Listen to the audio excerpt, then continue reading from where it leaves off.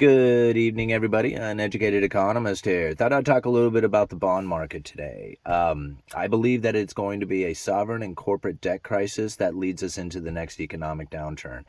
And if you're not familiar with what a sovereign and corporate debt crisis is going to look like, I'm going to try and explain it in what I believe is going to be, in my opinion, what the future will look like if we do go into a sovereign and corporate debt crisis. Now, it's going to be pretty simple how this is going to end up going down. To understand what it is that is like the problem, you really have to understand what a bond is, right? So if you're not familiar with bonds, let's talk about what a bond is. A bond is nothing more than a loan, right? It's just a loan like any other. The only difference is that this particular loan is easy to sell. So this is the easiest way to understand a bond. Imagine that you have a piece of paper, right? And on that piece of paper, it says, hey, this thing is due at this particular face value on this date, right? Well, let's say it's $100 that's due in 10 years from right now. Now, this bond is a loan. You are going to buy this thing, and that loan is going to pay you back an interest. That interest is called the coupon rate. Now, this is really important to understand because a lot of people will hear yield and think about that as the coupon. That is not the same thing. The coupon rate is what the bond is going to pay in interest. And now they call it a coupon rate because at the bottom of the bond, there was little tiny coupons that you could tear off and then go and cash in. So if it was a 10-year loan with a 10% coupon on a $100 face value bond, every time you tear one of those off, you would go and cash it in for $10. Once all the coupons have been cashed in, then the face value of the bond would mature and you would be able to cash that in for your $100. So if you bought it for $100 and the bond was a 10% coupon bond, it would be yielding 10%. Now, here's where it gets really interesting because that part is really simple for everybody to understand, right? You buy the bond face value coupons, so really simple. It's when it starts to get sold. Now, you could take that bond and sell it for more than what you paid for it. What ends up happening is the price of it goes up and the yield goes down. And now the yield is not the same as the coupon. The coupon stays the same, but because you paid more for it, when you do get paid by the coupons and the face value of the bond when it matures, what you will have collected in interest payments and the face value will have been less than the person who had sold it to you if you are paying for a higher price for it. The yield goes down because the price went up.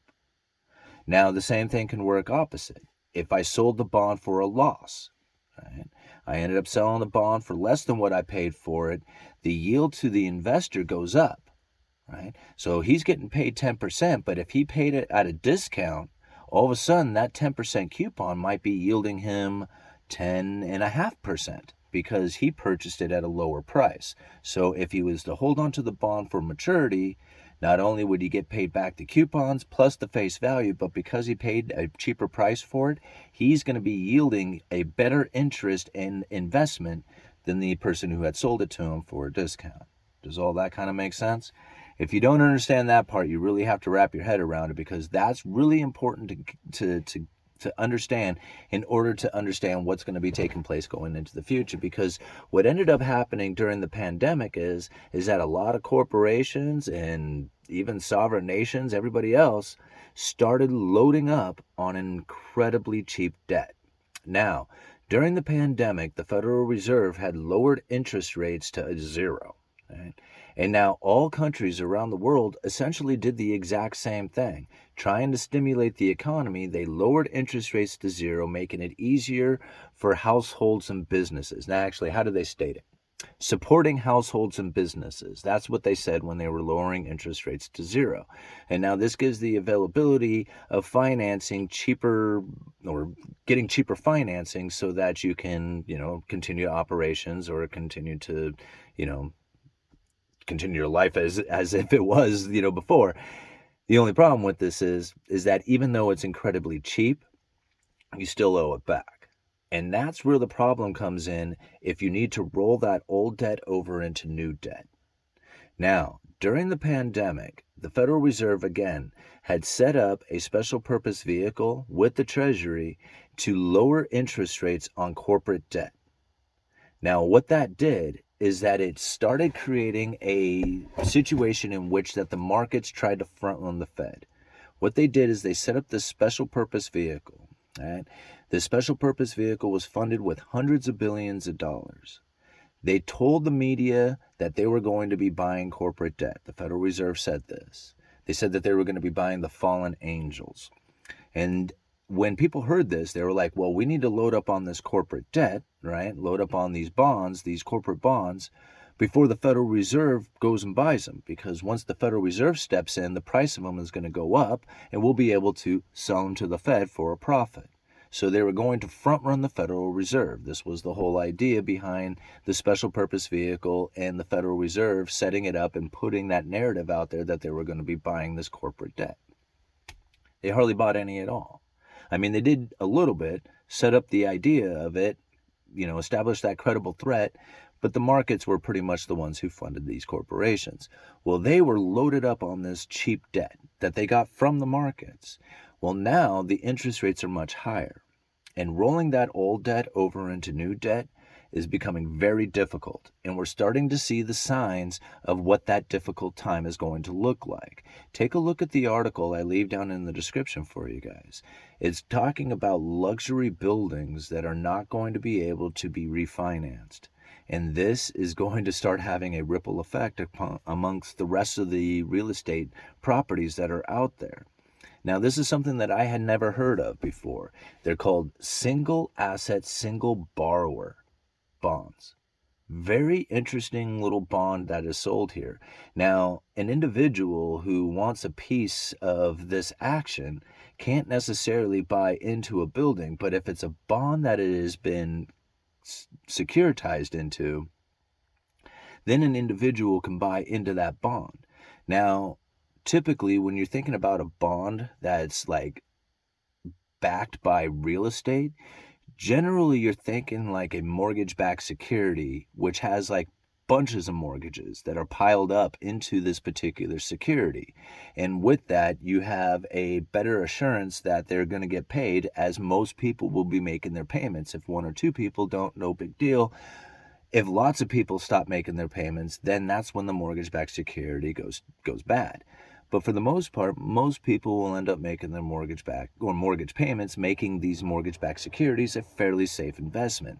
They weren't back in 2007 and 8 and 9 when they had gone south. The mortgage-backed securities had gone bad due to the fact that all the people who had taken out these mortgages really couldn't afford them in the first place. Well, that's not really taking place nowadays. The people who have recently gotten mortgages are generally people who have higher qualifications to get mortgages, and so the chances of them going into like just rapid default on these things is less likely than it was back in 08.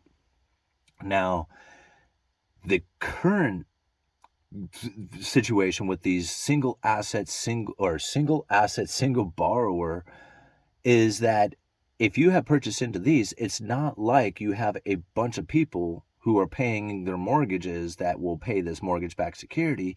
It's a single person, like a single building, not necessarily a single individual, which it could be, but it's a single building that is maybe not meeting occupancy and no longer like a profitable business. And that's the bond that is now backing, or that's the asset that's now backing this bond. And this is a situation in which that could start cascading out there into the real estate market. As these bonds, like if you're a bond investor who has these things and you start selling them off, I mean, the price of these things could plummet and the yields on them could just absolutely explode. Well, rolling your old debt over into new debt becomes very difficult, right? As your bonds are not worth anything and you can't sell them, right? So if you're trying to sell new bonds to try and roll your old debt over into new debt, you're just unable to afford the payments on it, especially if you have a building that has like 50% occupancy to it. Now, I don't know, does all that kind of make sense?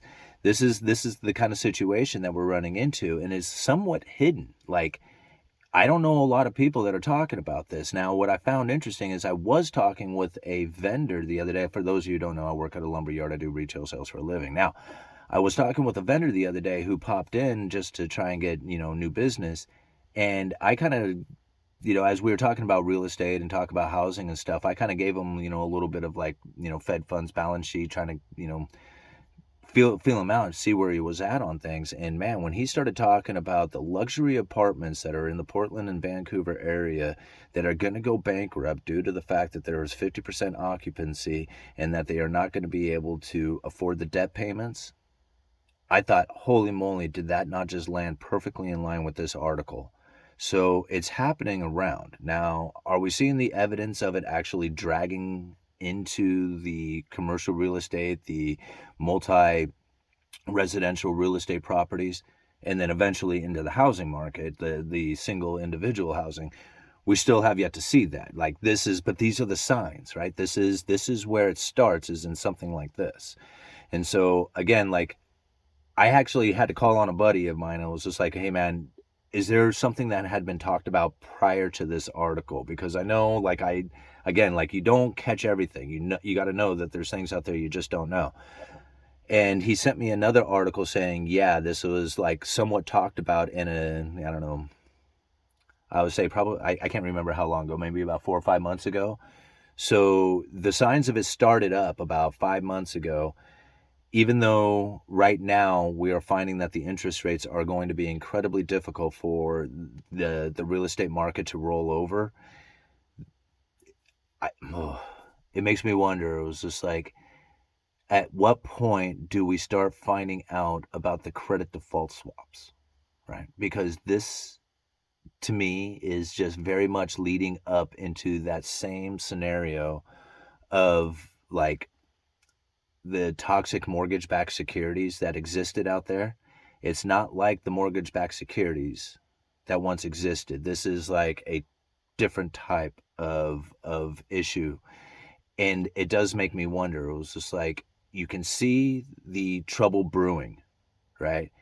But if we can see it, if we can call it out and we can say, here it is, how is it that people are going to be making money off of this? So I do have to wonder what it is that is going to be like the insurance policies that are covering, and who it is that has invested into these single asset, single borrower bonds. Those are the questions that I start to think about. But here it is. This is the type of thing that we are going to see that's going to start leading us into the next downturn. All right, uneducated economist, you guys let me know.